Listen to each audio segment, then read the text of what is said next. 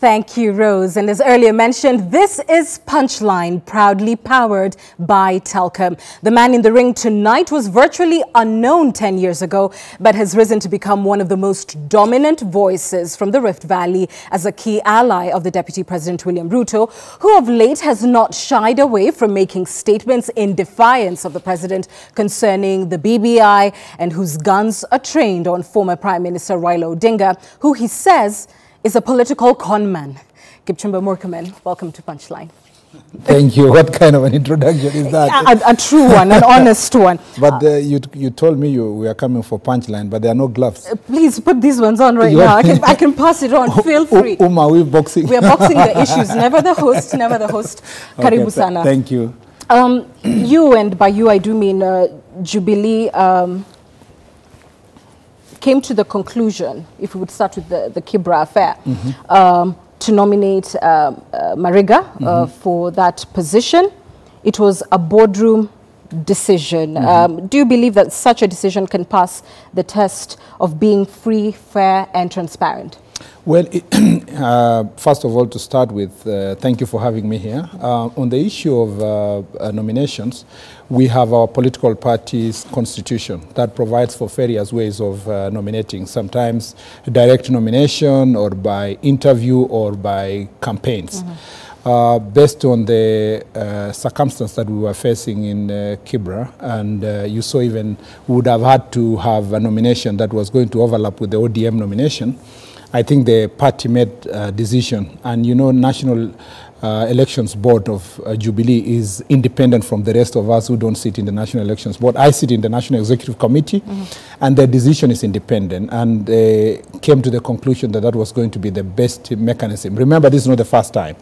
In the last elections, I mean a few years ago, you know, in the situation of Gatundu South, that Moses Kuria came in also in a similar process with the National Alliance, which was a political party, an affiliate of Jubilee Party. Right. So there are situations where the same mechanism have been used and it worked. But yet in this is a different scenario. Of course, Kibra is going to be a hotly contested seat. You have also, as Jubilee previously accused ODM, who will be your main challengers in this race, you know, of being less than transparent in such nominations. Yet this time it is ODM that actually went ahead and did that nomination process. Isn't Jubilee the one that is being, notwithstanding what you have said, undemocratic? Because you could have carried out this nomination at any point and shown real transparency, that there isn't a preferred candidate. The ideal processes of nomination, ideal,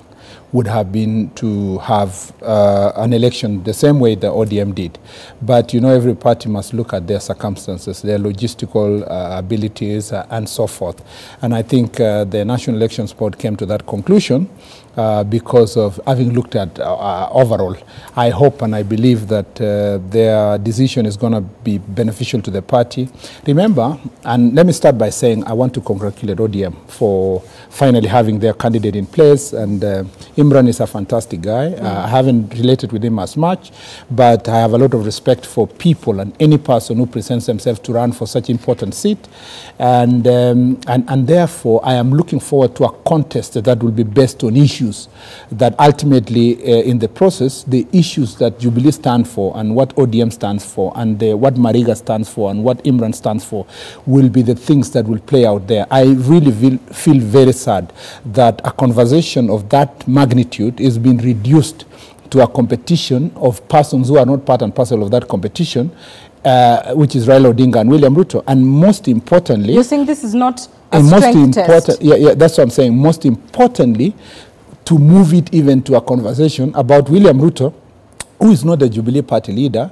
It would have been easier to say it is between Uhuru Kenyatta and Raila Odinga. At least they lead their respective parties. You're talking about that famous picture between himself and Mariga that surfaced at the point that you know, this letter came about, which was also disowned.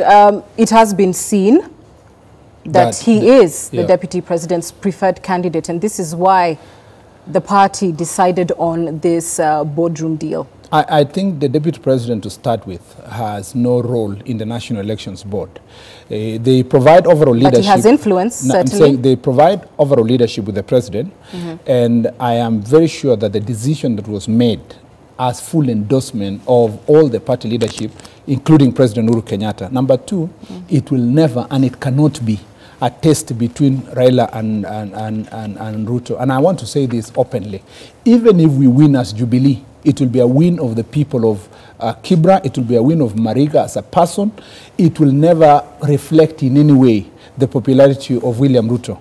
And I see the same with Raila Odinga. In fact, there is a political analysis that Imran was not his preferred candidate, and that if it was for him, he would have wanted somebody else to win. So it will never be about Raila Odinga, it will never be about William Ruto. And I think the moment we respect that such processes in a country, I would rather, the closest I can say it will come is to say, to test the strength of ODM as a party and the strength of Jubilee as a party. And we will see, of course, once that by-election takes place. Let's move on to the Masai Mao evictions. And this past week, in a presser, you accused the Environment Cabinet Secretary, Keriako Tobiko, of going against government policy and defying the president regarding the evictions in the Masai Mao. How do you know that he went against the president? Have you, for instance, spoken to the president and said that this was not his position? I know because I'm the Jubilee Majority Leader in the Senate. I know also because in 2014, Jubilee settled 10,000 people in this country, including those who are in Mao. By the way, Anne, I have seen there is a lot of ignorance on the debate about Mao. In 2013, the government settled 10,000 evictees in Mao, in Kipkurere, in Nandi, and partly some of the evictees in Embobut, where I come from, including myself. Remember, before I was elected, and you said I was barely nobody 10 years ago. I don't know why. I said you were hardly known. I didn't say you were barely nobody. But the point I want to make is that the list of evictees included myself. But you know, the government spokesman. You're saying you know this because you're the Senate. I haven't concluded. You will need to conclude quickly. But you're saying you know this because you're the Senate Majority Leader. Yet the government spokesman, whose title is quite clear, has directly contradicted you and said that... He hasn't contradicted me. Yes, he has. This is what he said. In fact, to the contrary, he has contradicted himself. Oh, what has he said? You remember the first time he said president ordered. The next day he came out and said, no, there is no evictions being done. People are just walking out of the forest on their own. And I wanted to put this in context because, and if you don't give me 1 minute to say this, then we'll lose the point. The point is that 10,000 people were settled in 2013, 2014. The question of Mao Trust land is not a question of land that is being occupied by people who are inside the forest. These are people who are occupying land that was degazetted, that they have titles. The reason why President Uhuru Kenyatta decided in 2013 that they were going to settle all other people except for the Mao Trust land is because they are titles. And what did the government decide? They decided they will build 15 schools. They decided they are going to grow tea along the cut line, and so that people cannot cross to the forest itself. So don't buy into this debate that the government has done nothing. The government was not supposed to. Let me just say. You're jumping the gun a little bit. What we're discussing right now, no, you're jumping the gun, sir, and you're out of order. What we're discussing at the moment is whether this is in fact government policy or not. You say it is not because, hold on, because you're the majority leader. And I'm telling you that the government spokesman, whose title is quite clear, has said, quote, eviction of people from the Mao catchment area has to go on to save this country. It will happen in a humane manner, which obviously is a concern for many, and that is the government position. You went ahead even to say that Keriako Tobiko and the Rift Valley, right, not just in subordination, but you said, quote, are not the government, that he and the Rift Valley Regional Commissioner are not the government, we are the government. Absolutely. And I put it to you that not only are they the government, they are the executive arm of government with the mandate not just to create government policy but to implement it, and they would be in a better position than you, who is government but legislature, to know what the position is on the Mao. I know the position, and that's why our children are back to school. If they were the government, the children would be out of school. So the point I'm trying to make is this. The purported removal of people from Mao Trust land. Correct, trust land. Exactly. Yes. You must not confuse it with removal of people from Mao Forest, which all of us support in government, the president, the deputy, myself, and everybody. Anybody who has gone beyond Mao Trust land must be removed from the forest. But what we are talking about is Mao Trust land, where people have titles and they bought land. And we have said, again, as leaders from that region, we have absolutely no problem with people being removed from their legitimate properties. The thing that government needs to do is to do what they do everywhere. We have paid 3 billion shillings to remove people from Thika, Kiambu here, where we are building a dam, Karumenu Dam. Right. We've paid 3 billion in the Tuake Dam, where people are also being removed. We paid 40 billion to provide land for building railway. So the government should just they know what to do. If they want to remove people from their properties in the Mao Trust land, which was not contested until Tobiko came to public, it's simple. Tobiko should do a cabinet memo. Tables that cabinet memo in the cabinet. It's debated by cabinet. It is approved by cabinet. Then it's moved to the legislature, which, as I told you, we are part of that government. Then it comes to legislature for budgeting, no, the treasury for budgeting, and to legislature for approval of that budget. Let me ask you this, because you've talked about, and you're right. Fair enough. No, hold, let's talk about what you've said. Decision to remove people from their properties. Let's talk about what you've talked about in terms of what the process should be. And I think many can agree that there isn't that clear decision. And the question is, why has government not done that, which you're part of? And you're saying the onus is on the cabinet secretary. But let me put it to you this way. This is a highly sensitive issue. Keriako Tobiko is not an upstart in government.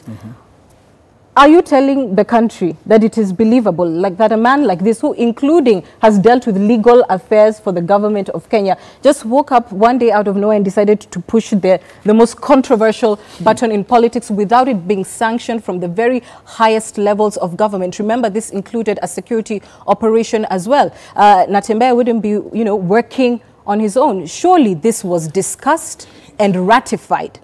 Where? At the highest levels of government. Where? Including in the cabinet where they sit. No, the constitution says, let me first start, there's a member of parliament who called the cabinet secretary an idiot, which I don't approve, that language. But when you are a lawyer of the magnitude of Keriako Tobiko, with the knowledge he has and the expertise he has, and you go to public and tell people title deeds are mere papers. In fact, I expected Law Society of Kenya to call Tobiko for disciplinary action, because it's a conduct and becoming of a lawyer to be able to dismiss a title deed, which is a very important document of transaction and only piece that demonstrates that person owned land. First of all, by admission of the cabinet secretary, those people have title deeds. Number two, they are not just papers. These are title deeds given by the government of Kenya, declared by President Jomo Kenyatta in 1976, and thereafter the subsequent governments. So we cannot say government itself can fight itself. Number two, the constitution says every decision that's made by government must be in writing. And I challenge you, and I'm willing to withdraw my statement only if you show me a single paper, even a paragraph of decision of Uhuru Kenyatta's government since 2013, that people are going to be removed in Mao Trust land. There isn't any. So the onus is on the cabinet secretary to tell us where was this kangaroo meeting that did not involve the president, it didn't involve the cabinet, it didn't involve parliament, a very important institution. In fact, we want to challenge the Kenya Forest Service. Where did they get the money to carry out an operation, a purported and attempted, which actually is not supposed to go on because the government halted it, is a purported operation in people's private land? How come the president then has not spoken out against his cabinet secretary, who has allegedly or reportedly, according to your view, defied him? And subordinated him. I can't speak for the president. I can only speculate that perhaps, and I'm very grateful to President Uhuru Kenyatta, because I believe it is through his intervention that people went back to their schools, which were built by the same president. Was it through his intervention, or was it with leaders like you who told people not to move? I think the president finally listened to the voices of the people, because there were noise all over. It was you, the media, who reported the consequences of this action on the ground. Children preparing for exams. The president has not asked people to stay put in the area. He has made no public pronouncement on the matter. Only politicians have, like yourself, and told people to stay put. I have only had the same regional commissioner who purported to have an information that people should be removed, going public and saying, no, we are not removing people, children should go back to school. And I'm trying to say that I suspect, because I do not know, and I hope so, that the president listened to the plight of 1,000 children who are preparing for exam, the children who are going to school. And by the way, Anne, the reason why some of us make this kind of noise, and particularly myself, having grown up as a child of a squatter, we make this noise out of compassion, because we are, like the Bible says, that, you know, in the book of Esther, that if you are in a position, Mordecai told Esther, the cousin, that if you are in a position at such a time as this, salvation must come through you, and if it doesn't come, even you will perish. I would never want to be on record as the senator who was rescued from being a survivor of a squatter, because I saw so many children leave school because of a similar situation.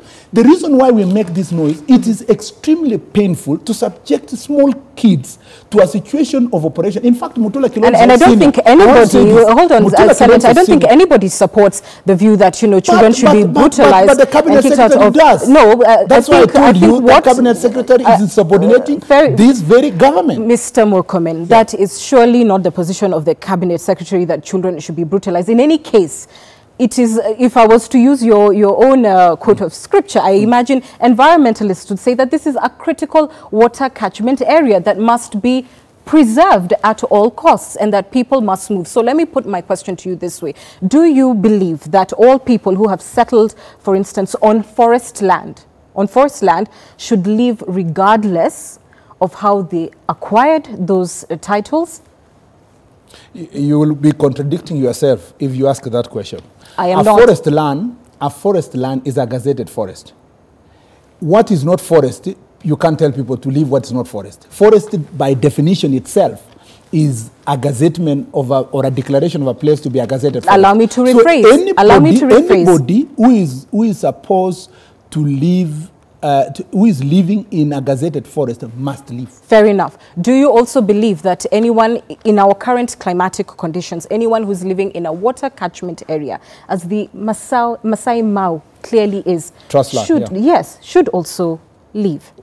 I think it is important, first of all, as a person who also believes extremely on matters of environment, and a person who has made personal sacrifice to leave my ancestral home, where I was born, where my milk teeth are buried.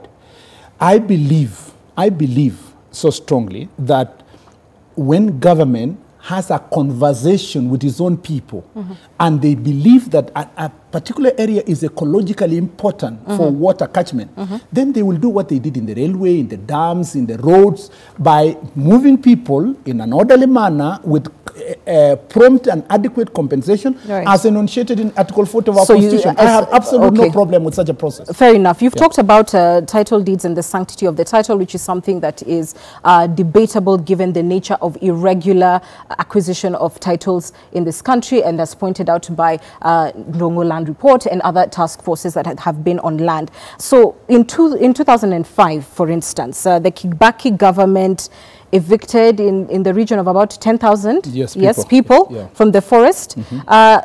In your own estimate, how many are still there today and how many are bona fide title deed holders? First of all, you know, Anne, we cannot have that debate on the assumption that these people are living in forest, because as I told you, forest is only a forest because it's a gazetted forest. The 10,000 people who are displaced are the ones I explained to you earlier that the Jubilee administration in 2013-2014 settled them. And there are people who lived in various parts of Mau. Mau, by the way, is in 7 counties. In Kericho, in Bomet, in Nakuru, in Narok, you have Kajiado, some part of Kajiado, I think. And so in about, estimated about 7 counties. In all those areas, the Jubilee administration settled about 10,000 people across in Nandi, in Elgeyo Marakwet, and so forth. other people whom government might have identified that they live in an area that you have said it may be degazetted, it's not a forest, but it's a water catchment area, or it's ecologically important. Whatever the case, yes. Yes. If the government thinks that it is now important that we reclaim those areas, the processes by law is provided. I agree, and they should follow that. And you are government, so go ahead and do it. But having said that, I just want to talk about the holders of title deeds there because of the question of the compensation that you have said would then be necessary. And, you know, it's the 2009 task force, the Prime Minister's task force, found at the time that that area had not been surveyed. So if it had not been surveyed, how is it that these people come across having legitimate titles in order to require compensation? I mean, that is a process of law. First of all, a declaration of a title, whether it is genuine or not, as a legal document, it can only be done by a court of law. It can't be done by executive or legislature. It can only be done by a court of law. So once those people have those titles, if the government feels like there is one or two who do not get it legitimately, then they can go through the court process to declare those titles invalid. But as it stands now, those people have those titles. Until a court process happens? Yeah, until a court process happens. The Deputy President has consistently opposed removing of people from the Mau Forest. Is he...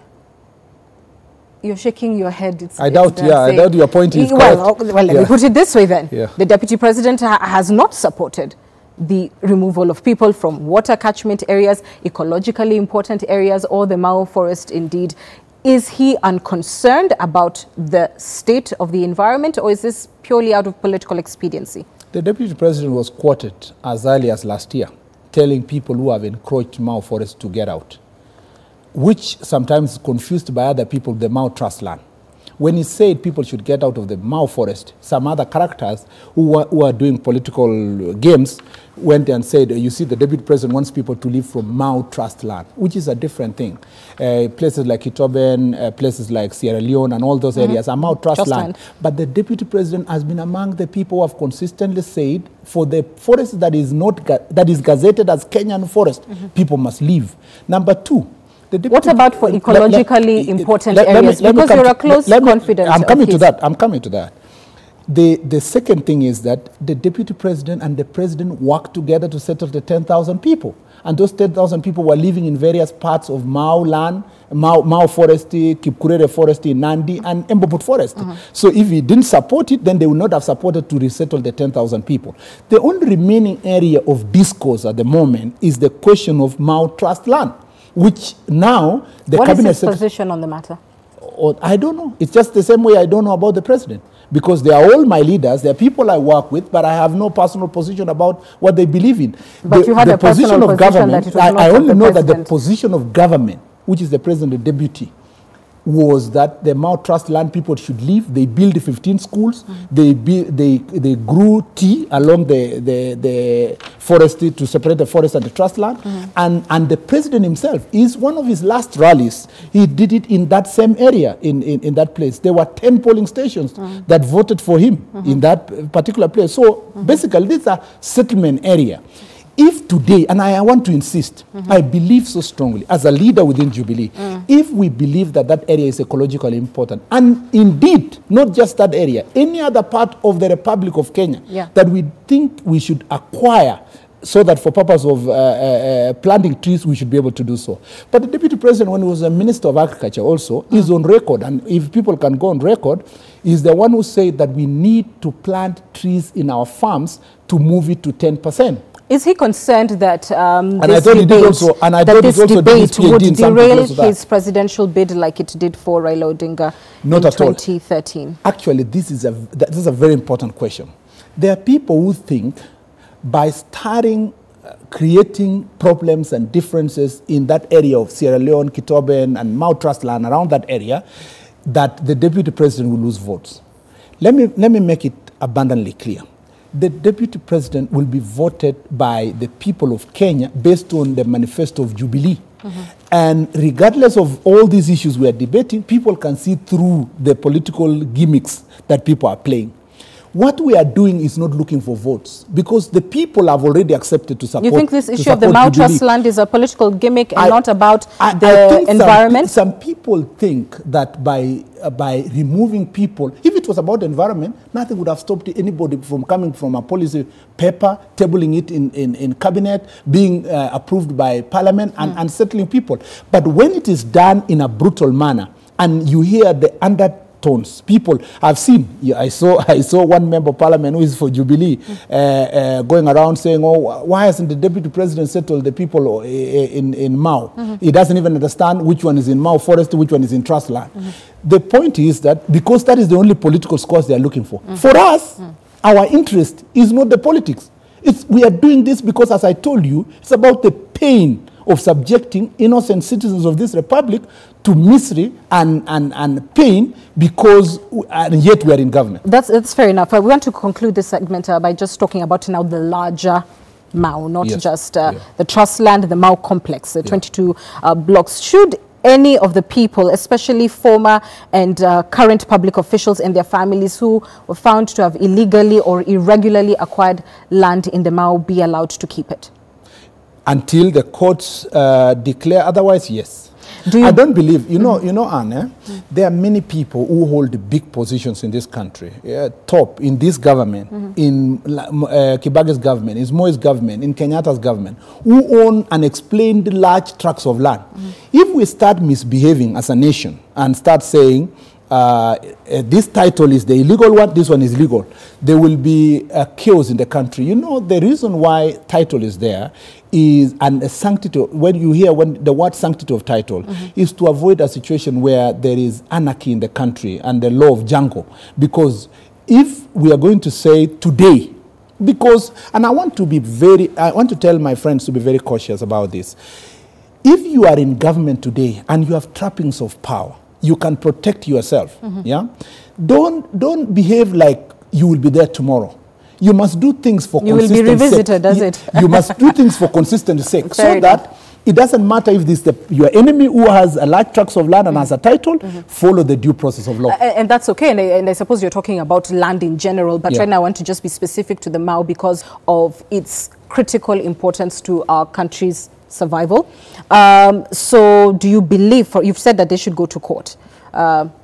So unless it's proved otherwise. There are two ways. Unless you either go to court to declare the title is irregular. It's irregular, right. Or if you believe that the title is regular, because, you know, people like President Moi have large tracts of land there, or the neighboring the Mao place where they have to keep taking. Should his family be allowed to keep that land? Yes. For me, as long as there is... In spite of the findings of the Ndongo land report, the Prime Minister's task force, the resettlement that didn't happen of the Ogieks. Remember, the Ndongo land reports indicted everybody, including the family of the current president, the family of former president, you know, it named so many. Should any of them be allowed to keep it? I think as long as they have titles that are provided by the government of Kenya, to avoid a situation of creating anarchy in this nation, unless they voluntarily surrender those titles. As a lawyer, and I'm speaking this now purely as a lawyer, not just a political activist, for the consistency of the importance of a title, we must follow the due process of law. Whose responsibility is it when the government has these documents, which itself is sanctioned either through Parliament or through the Prime Minister's task force, to implement it, to act on it? And why has that action not been taken? As you can see, Anne, the answer is as good as you can guess. No, you're the government. If a report, you know, for me, I own nothing, so I have nothing to fear. If a report indicts people by virtue of their parents and relatives and past governments having large tracts of land and so forth, and those people are still in government, there are other people associated in government, and so you see, literally, it becomes difficult to make certain decisions. But you're the leader of the majority in the Senate. For instance, why? Because you're so concerned about how people are removed from these areas, even if they are important, that there must be dignity for them. Why, as the leader of the majority in the Senate, knowing fully seized of these documents, not then taken the next step to move to have them implemented? unless you believe that they are not correct. As I said, it's not just the documents you mentioned. There is also TJRC report. And TJRC, correct. That all these are that talks about, you know, how land was moved, how people moved from one area of Kenya to another area, other people displaced. Who should implement them? Who should make sure it's implemented? It is, unfortunately, it is us. And, who is us? Who is the person us is President Uhuru Kenyatta and his executive and all of us who are in the legislature. And unfortunately, Anne, I must admit, it's a very complex issue. As I told you, what is complex about what is right and wrong? There is complexity. Why does it become complex when political families are involved? If a regular Kenyan held a title which was even thought to have the whiff of irregularity, we would see, you know, police officers outside their gate throwing them out, you know, in an instant. But when it becomes about political families, it becomes a complex process. Not so complex. Can I speak for myself? No, speak as the government. Speak as the leader of the majority. Yes. Let me speak for myself, as both the leader of majority, but as myself. If I held any land that I suspected that they are in so many reports, and already, because sometimes I see leaders speaking in public saying, you know, if we could be nice as Kenyans, we could be honest to one another. If I held land that I think that it was illegally acquired by my parents or by my grandparents or whatever, as Kipchumba, I would have returned back to government.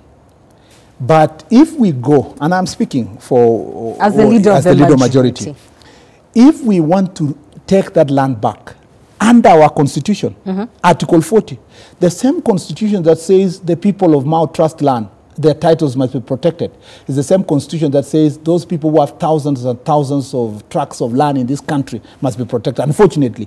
And there is no way to bypass it. If I had evidence that Anne owns large tracts of land, the only place I was going to declare your title illegal is just to go to court of law. And unfortunately, will the Senate do anything? Let's conclude here. As for your own personal responsibility, as the leader of the majority, as a person who was moved from his home, the son, you said, of a squatter. Yeah.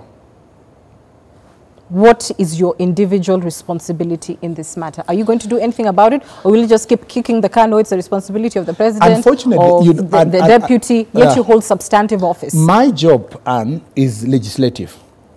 It is not for absence of the law. The law is there. The report that was presented to the president by TJRC is there for implementation. Little is expected of me. Much is expected of the executive. Keriako Tobiko would be in the right position if he moved in on the larger Mau and the portions that the former the retired president's family owns? He would be only in the right situation if he went through a court process, unfortunately. All right. Yeah. Somebody somewhere should maybe do something about land ownership in this country. Kipchumba Murkomen is in the ring. When we return, we talk about corruption, we talk about the division of revenue bill and the outcome, and so much more. Stay on Punchline.